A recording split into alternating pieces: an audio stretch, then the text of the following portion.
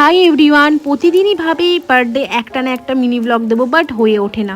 আজকে ভাইয়া এসেছিল, এই যে পাপান্নার ড্রয়িং ক্লাস করে আসলো। আমি একটু বাজারের জন্য বেরোচ্ছিলাম, দেখলাম এত সুন্দর ফুলগুলো ফুটেছে যে ক্যাপচার না করে পারলাম না। তারপরে আমাদের মহারানী টুকটুকি চলে এসেছে। দেন আমরা একটু কাজে বেরিয়েছিলাম প্রচণ্ড রোদের মধ্যে।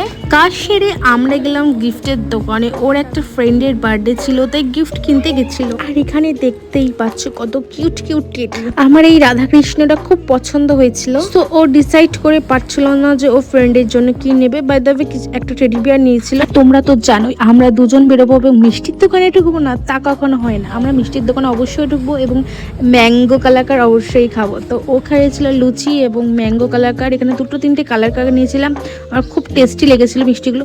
সো আমরা বাড়ি চলে এসেছিলাম টোটো করে।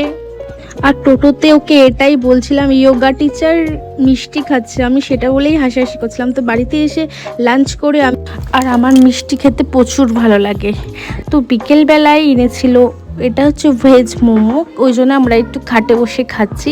এবার তোমরা সবাই বলতেই পারো মোমো, ওই জন্যই বলে দিলাম এটা ভেজ মোমো ছিল। চিকেন মোমো হলে অবভিয়াসলি খেতাম না।